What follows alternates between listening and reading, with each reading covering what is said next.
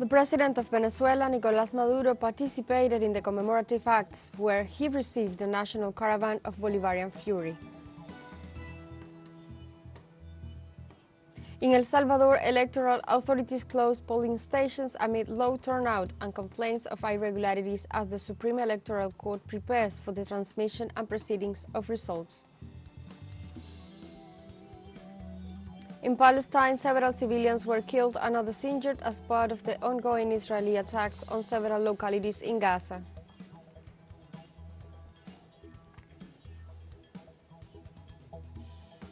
Hello and welcome to From the South. I'm Alejandra Garcia from teleSUR Studios in Havana, Cuba. We begin with the news. Venezuela commemorates on February 4th the Day of National Dignity on the 32nd year of the civic military rebellion led by Commander Hugo Chavez. The president of Venezuela, Nicolás Maduro, participated in the commemorative acts where he received the national caravan of Bolivarian fury, which came out on Saturday from several states of the country. During his speech, the Venezuelan president recalled that the rebellion of 1992 was against the imperialism that governed the country through the Venezuelan oligarchy. Maduro assured that elites and surnames who had power until the arrival of Commander Chavez will never govern the nation again.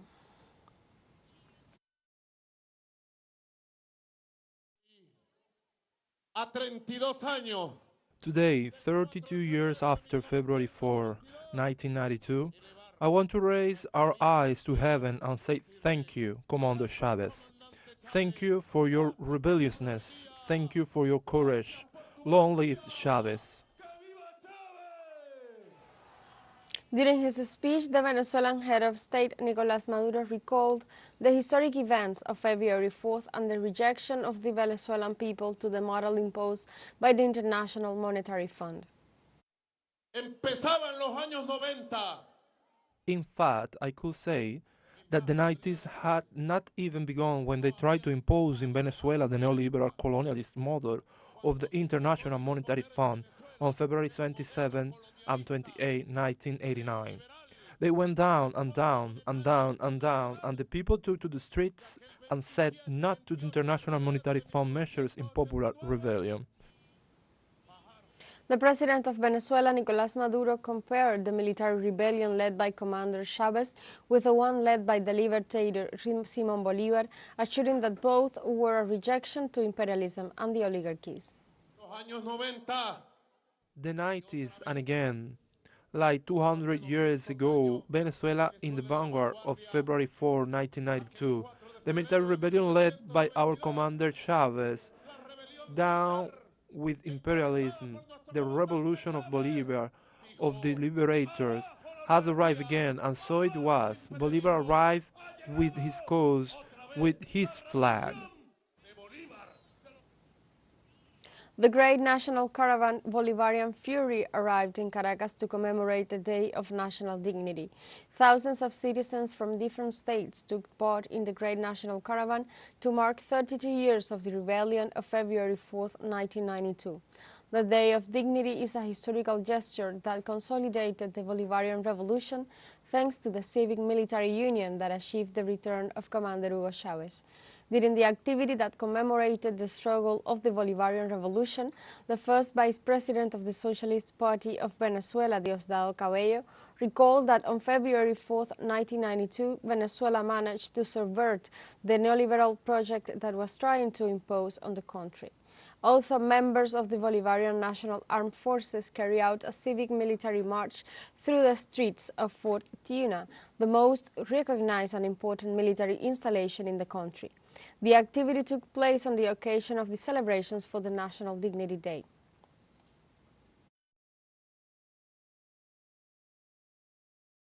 In El Salvador, electoral authorities announced the beginning of the closing of polling stations, and the Supreme Electoral Court prepares for the transmission and proceedings of results. Amid lower voter turnout and allegations of irregularities and bias, the presidential and legislative elections were held in El Salvador, and the counting process has begun. More than 1,500 polling stations opened their doors at 7 a.m. local time to receive around 6 million Salvadorans called to vote to elect the president, vice president, and the 60 members of the National Assembly. It is worth noting these elections took place amid complaints filed by the opposition sectors of abuses of power by the ruling party.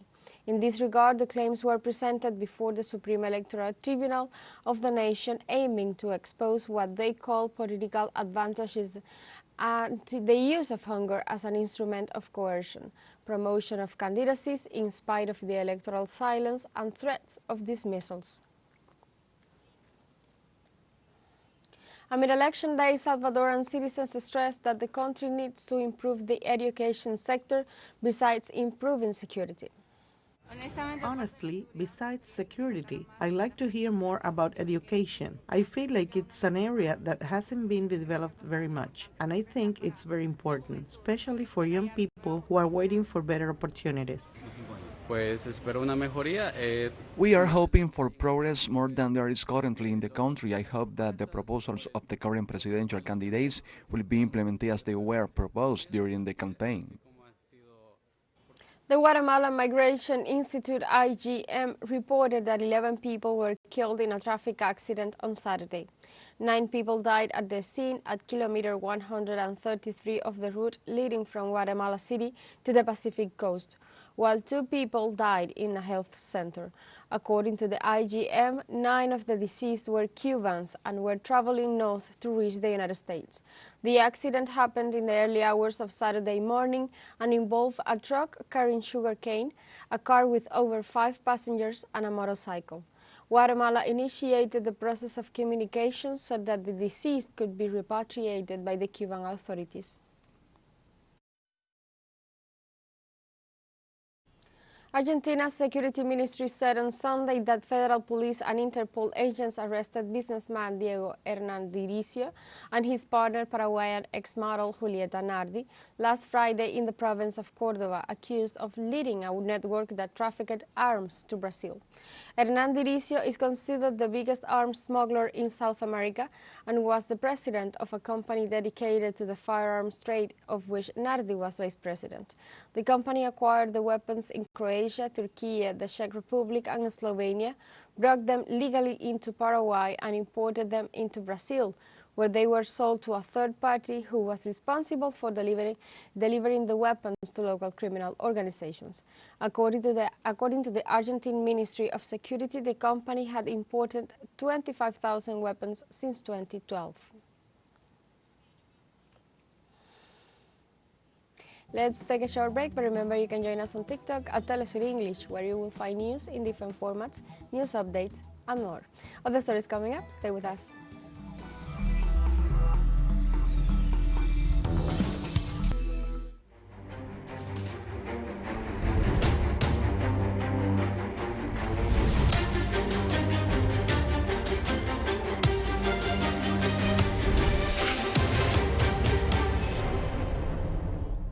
Welcome back to From the South.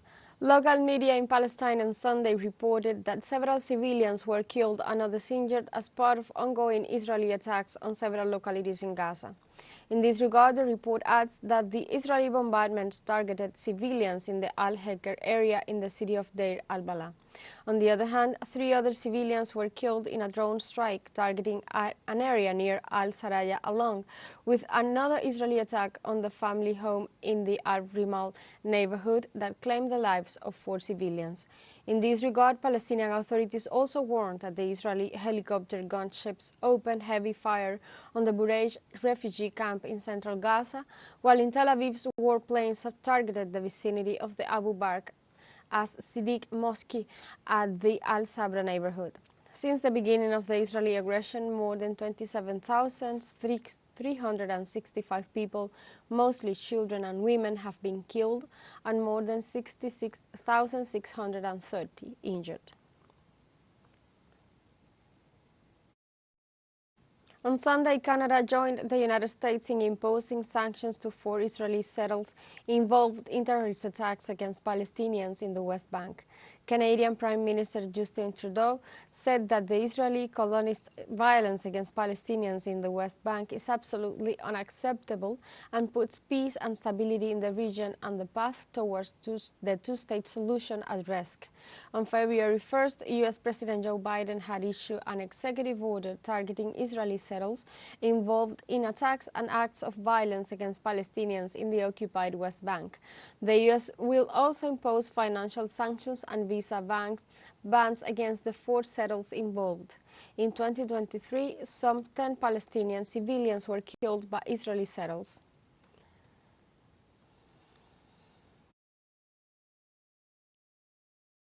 The Palestinian Foreign Ministry has requested the U.S. administration to impose sanctions on Israel's Security Minister Itamar Ben-Gvir, who called for the expulsion of Palestinians from the Gaza Strip. The request for sanctions was made through a communique which condemned the Israeli minister's statements as threatening, colonialist and racist, which represents a blatant incitement to the complete annihilation of the Palestinian people in the Gaza Strip. The Palestinian Foreign Affairs Ministry says such statements by an Israeli minister go against the consensus of the international community, the ruling of the International Court of Justice, and against the resolutions of the United Nations Security Council.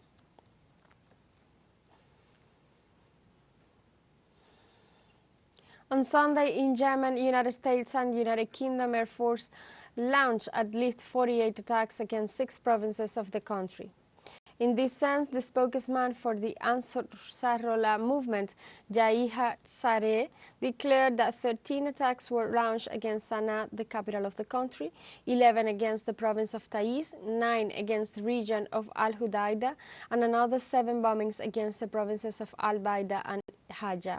Since mid-January, the United States has ordered several rounds of strikes against Ansarullah targets in Yemen, some in coordination and other allies, while the Ansarullah movement's senior officials maintain that Washington and its allies' aggression will not deter them from attacking Israeli-linked vessels as they continue their genocidal actions against the Gaza Strip.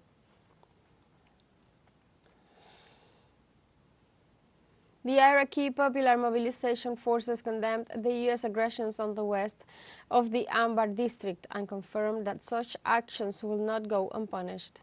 Iraqi Popular Mobilization Forces Chief Faleh al-Fayda described the U.S. aggression against the Akashat and Al-Qaim regions as a direct attack on the position and dignity of the nation and urged the Iraqi parliament and all political forces to take a clear position regarding this action.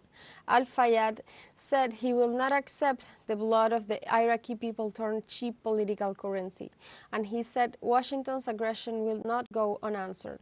The Iraqi official denounced the United States' manipulation of the issue of terrorism and demanded the immediate withdrawal of U.S. troops from Iraq.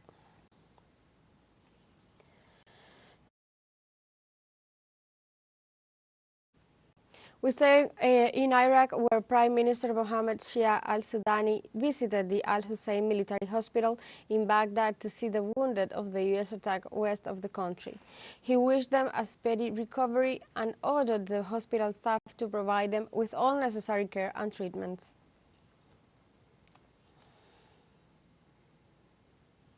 We have a second short break coming up, but before we invite you to join our WhatsApp community for our English-speaking audience, you can scan the QR code on screen to join directly and share the link to reach more people.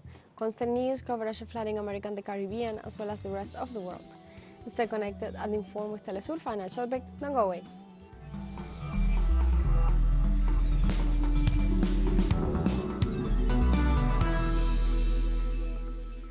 Welcome back. Namibia's Vice President Nangolo Mumba is sworn in as president following the death on Sunday of previous President Hage Geingob, a veteran of the country's liberation struggle, who died at the age of 82 on Sunday. Tributes to the 82-year-old statesman poured in from African leaders who saw him as a hero of the anti-apartheid struggle. Recently, Geingob supported South Africa's complaint against Israel under the Genocide Convention and condemned Namibia's former colonial ruler, Germany, for opposing the case. Serving his second term as president, he revealed last month that he was being treated for cancer. Former Vice President Nangolo Mumba was inaugurated as Geingob's successor as president on Sunday, along with new Vice President Netumbo Nandi-Ndaitwah.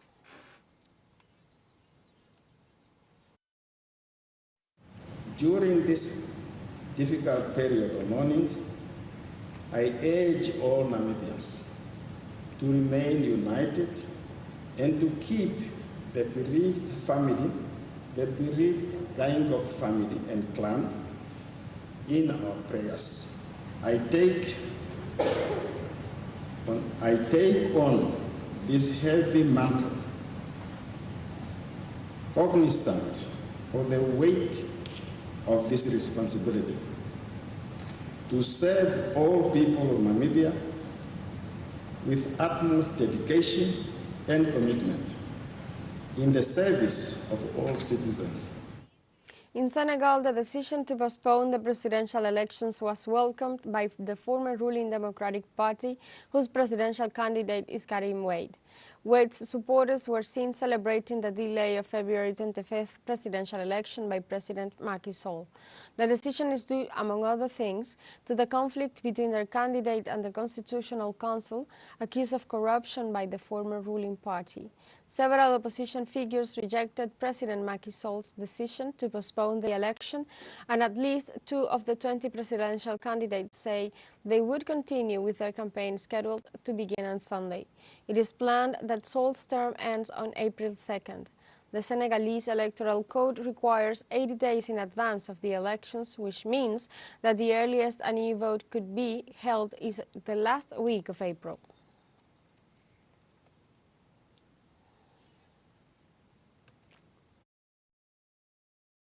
This is President Macky Sall's balance sheet, and it is a damage and upsetting because he almost left with his head held high. But now, unfortunately, he's showing the true face. The masks are falling off. He's trying to pull off an electoral hold-up. What's that? It is a constitutional coup, and we won't accept it.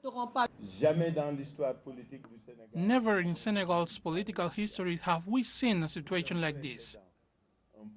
It's a dangerous precedent to be able to postpone a presidential election on the eve of its start. It's unprecedented.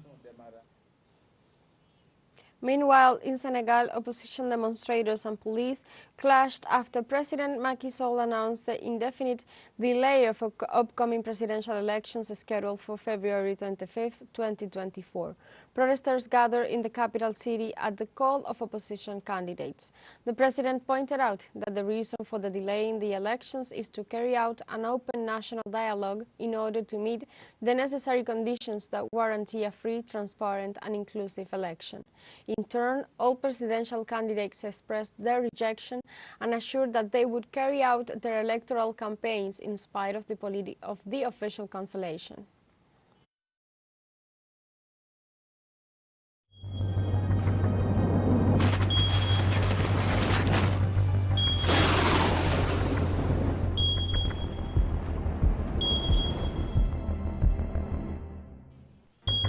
In Chile, the number of fatalities due to the wildfires ravaging the central region of Valparaiso has risen to 99. The Forensic Medical Service said they are working with multiple authorities in the region to optimize the recovery, identification, and delivery of the remains. Representatives of the Ministry of the Interior and Public Security have deployed to the affected areas which remain under a state of emergency in order to expedite rescue efforts. Meanwhile, the government has decreed 2 days of official mourning as of February 5th. On Sunday, the president of Chile, Gabriel Boric, in the midst of the forest fires that hit his nation, reiterated that the priority of his administration is to guarantee human lives. The priority today, as we have said, but we reiterate, is to save lives. There are still active outbreaks to attend to the wounded and to control those active outbreaks that are being fought as quickly as possible. We have taken the decision to maintain the curfew, and the curfew will be maintained as long as necessary without any conflicts. In China, heavy snow hitting central and eastern region has disrupted transportation in Anhui and Hubei provinces amid the current spring festival travel rush. Since Wednesday, snowfall has occurred in several cities in Anhui province, affecting several stretches of highways in the province. Due to the snowy and icy conditions, more than 95 expressway peak stations have reportedly closed until Sunday morning across the province, impacting many solo travelers during the surge in travel. The local meteorological department predicted that the snow will continue until Monday morning, with accumulated snowfall expected to reach up to 20 centimeters. We have come to the end of this news brief, but you can find this and many other stories on our website at telesurenglish.net and join us on social media, Facebook, X, Instagram, Telegram, and TikTok as well. For TeleSUR English, I'm Alejandra Garcia. Thank you for watching.